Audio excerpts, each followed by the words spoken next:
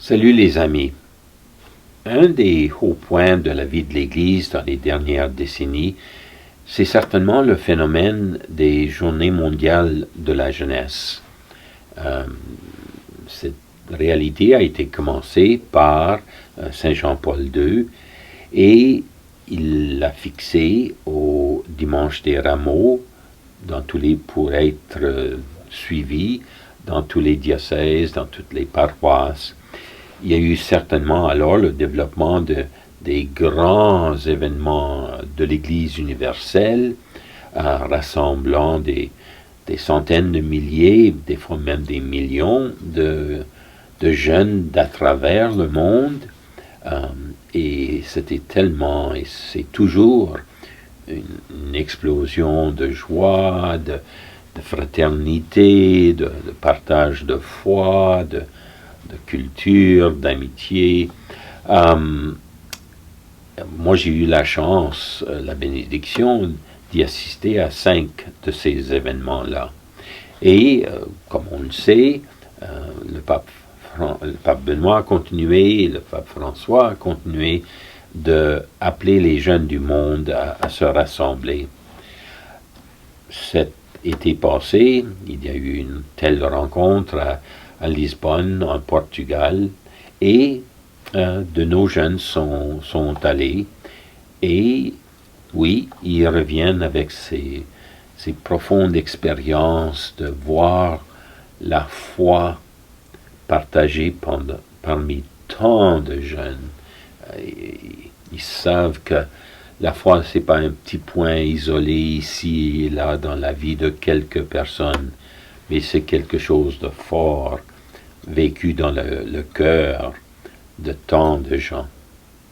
Ça les encourage, ça les donne espérance, ça les envoie en mission, à vivre leur foi chrétienne. Maintenant, ça c'est les grands événements, mais comme j'ai dit, à chaque année, il y a un jour où le Saint-Père nous invite dans les diocèses et dans les paroisses à souligner la place des jeunes, le don des jeunes dans notre Église. Il a changé la date à chaque année de Dimanche des Rameaux à la solennité du Christ roi. Pourquoi? Il faudrait lui demander, mais moi j'ai un peu le sens que Dimanche des Rameaux est déjà tellement rempli avec l'entrée de la Semaine Sainte, se tourner vers la mort et la résurrection du Seigneur, d'apporter une réflexion particulière pour n'importe quel groupe à ce moment-là, ça se perd. Mais je pense aussi en le changeant à la solennité du Christ roi et en attachant à cela la journée mondiale de la jeunesse, il le lie aussi alors toute la jeunesse dans l'Église, la jeunesse dans notre monde, à cette solennité qui proclame que le Christ est roi, que ce qu'il a vécu dans sa passion, dans sa mort, ce don d'amour complet en face de toute ténèbre, la fidélité, la continuation à aimer, et qui alors mène à Pâques, à la résurrection, à la vie plus fort que la mort, à l'espoir plus fort que le désespoir, le découragement, la fuite et l'abandon de tout vrai sens à la vie.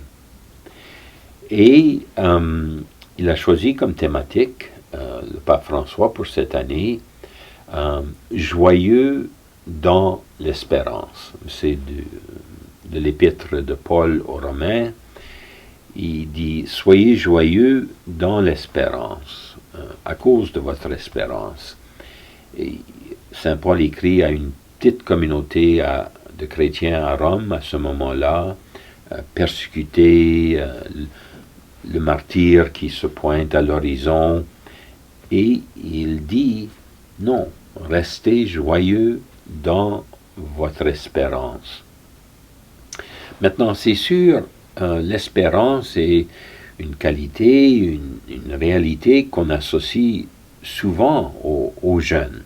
Ils sont dans ce stage-là de la vie où ils espèrent compléter leur éducation, ils espèrent trouver de l'emploi, ils espèrent avancer dans la vie, ils espèrent se trouver un époux, une épouse, ils espèrent avoir une famille, ils espèrent faire une différence dans le monde, contribuer, que leur force, leur don, ça fait une différence.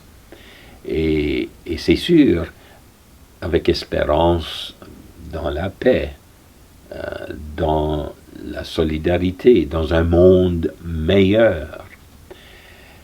Mais si ça c'est bien le charisme, le don particulier de la jeunesse, eh bien il faut aussi s'avouer, et le pape François le fait, que dans notre monde, il y a beaucoup de jeunes, et beaucoup de monde, somme toute, qui trouvent l'espérance et toute joie venant de l'espérance très, très difficile. Le chemin vers une stabilité dans la vie, mariage, famille, travail qui enrichit, ils trouvent ça souvent bloqué.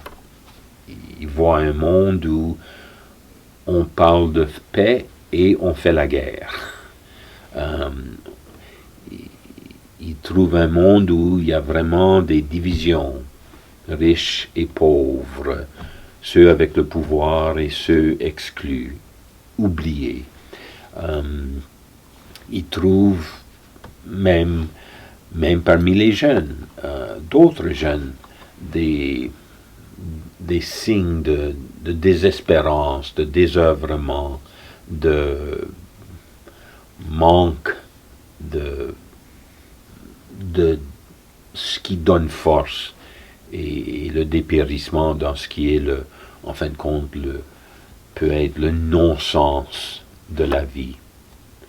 Or, le pape François dit l'espérance, et donc la joie dans l'espérance,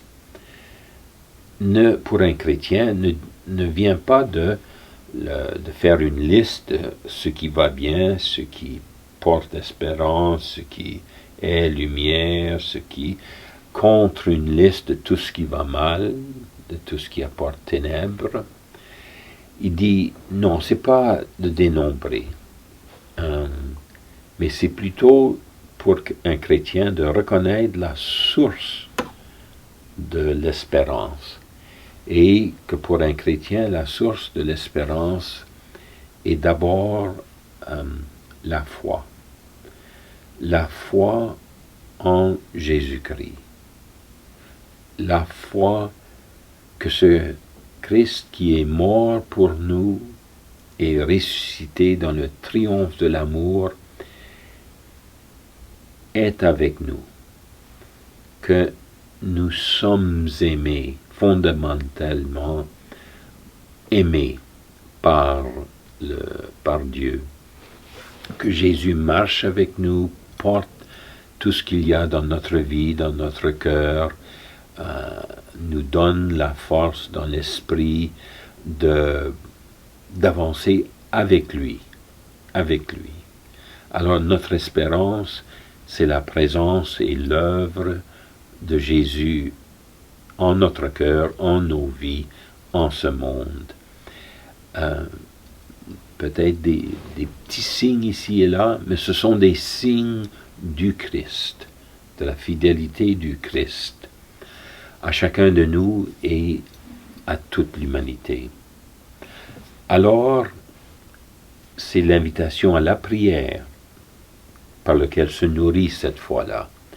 c'est l'invitation au discernement de les choix qu'on peut faire, qui, avec le Christ, font une différence. D'être des gens d'encouragement. Pas de platitude, mais d'encouragement. Des gens qui s'engagent à apporter amour ou compassion, ou guérison, ou bonté à la vie des autres. Ça peut être dans les moindres des façons. D'être des... Le pape François dit d'être des jeunes que sur les médias sociaux, ils encouragent, ils ne découragent pas. Que sur les médias sociaux, ils réunissent, ils appellent à l'union et non pas à la division. Alors il appelle à faire ce choix pour le Christ, marchant avec le Christ, et alors faisant partie de son œuvre d'apporter l'humanité et toute son histoire, mais chacun notre propre histoire à ce moment, vers ce que Dieu veut pour ses enfants bien-aimés.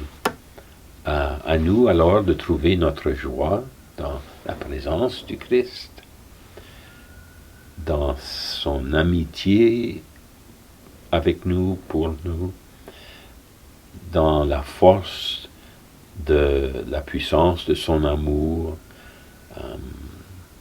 sur la croix et dans la résurrection. Notre joie que, oui, c'est le Christ qui est notre espérance. C'est un beau message pour les jeunes, mais c'est un beau message pour chacun de nous. Bonne célébration du Christ roi.